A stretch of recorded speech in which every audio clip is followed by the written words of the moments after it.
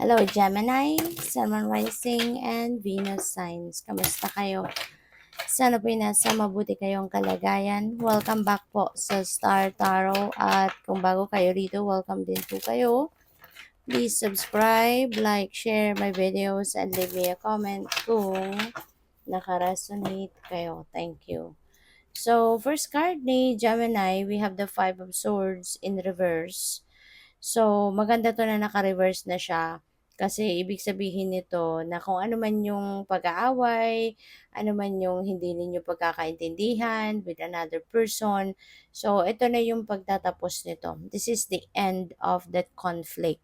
Maaring magko-compromise na kayo, maaring magkakausap na kayo, magre-reconcile. Maaari na meron na ditong peaceful resolution, no? Kaya pupuwedeng magkaayos na, magkabalikan na, magkaintindihan ng muli, 'di ba? Magsimula na muli, no, ng pagpapatuloy ng inyong kung ano mang klaseng relationship ang meron kayo, 'di ba? Yung gano'n. So, moving on, no? Moving on na kayo from this conflict.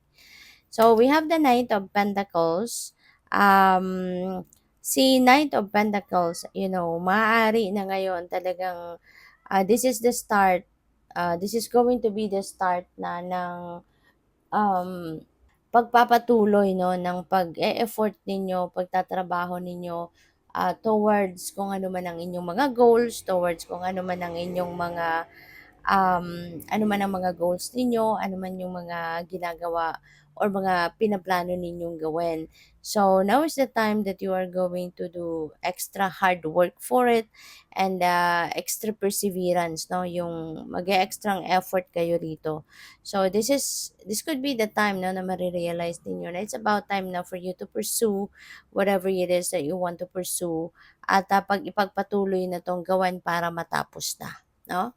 So, what else? We have the Two of Wands. Ayan. So, ang iba sa inyo dito, nagpaplano. Okay? Meron kayong pinagpaplanuhan. Maybe this is putting up a new business, putting up an enterprise, travel, or kung ano man. No? Maaring meron kayong mga, kunyari, gustong applyan na trabaho. Pwedeng ganun din ang ganap dito.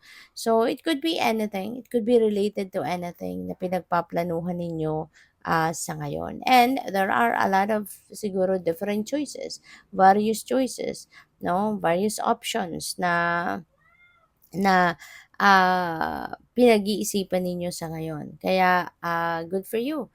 At isa pa, maganda rin ito kasi merong mga bagong opportunity din nakakatok dito sa inyo, no? At kung ano man ito, there is going to be something na maaaring you will be very passionate about, no? Kung ano man ang opportunity na to.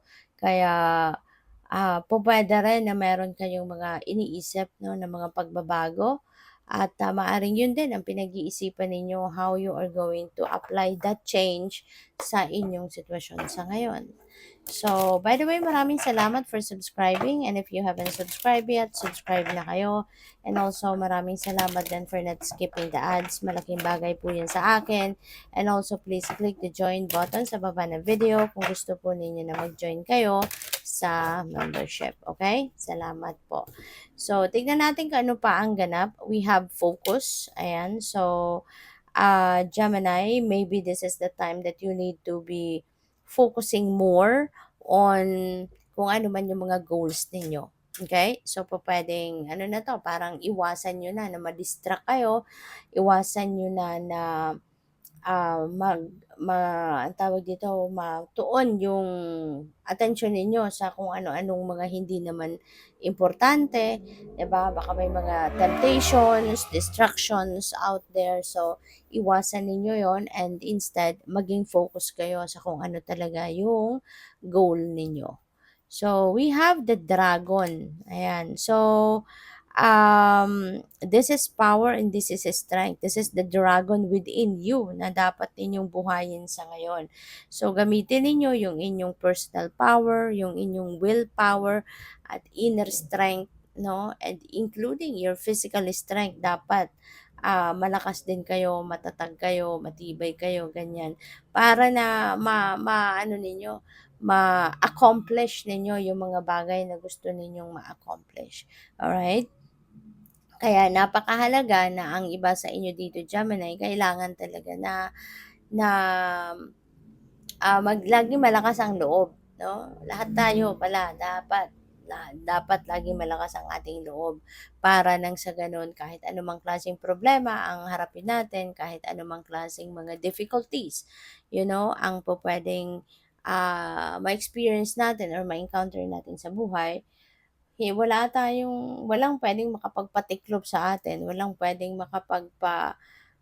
tumba sa atin, 'di ba? Kung matatag tayo, kung matibay tayo. So, what else? We have gentleness and diplomacy. So, pupuwedeng ito yung applicable dito 'no, sa conflict na yon, 'no? Kaya siguro kayo magkakabati na din, resort na sa pagko-compromise kasi pupuwede 'no, na ginamitan ninyo or gagamitan ninyo ito ng diplomasya and you're just going to be gentle 'no, sa pagharap sa sitwasyon na ito. So, maybe you're going to be gentle and you're going to be, to be kind and nice to those people sa ngayon. Kaya siguro ito yung magiging daan para maging maayos ang inyong sitwasyon. Ano? Makapag-move on na kayo from pag-aaway, makapag-move on na kayo um, diskusyon, yung mga ganyan, no? So, mas papairalin nyo lang dito yung pagiging mabait, pagiging kind, pagiging considerate, no? Compassionate, yung ganon. So, we have king. Baka ang iba sa inyo dito nasa position of authority, no? Baka kayo Gemini ay isang leader, maaaring isa kang manager, supervisor, maaaring isa kang politiko, yung ganyan. So, you are in the seat of power. No? Maaaring nasa position of authority. Pwede rin na ang iba sa inyo baka mapupunta pa lang doon. No? Pwedeng mapopromote ka pa lang, maa-appoint ka pa lang into a position of authority. So, puwedeng gano'n ang ganap dito for some of you. Maaari din na baka nagtatrabaho ka sa Justice Department, maaaring you are also ah, pupuwedeng law enforcer ka, maaaring gano'n. Baka nasa police, nasa pulisya, ganyan Maybe yung trabaho mo or profession mo related to law enforcing, no? So, good luck sa'yo. Thank you for watching. Love and light. Namaste.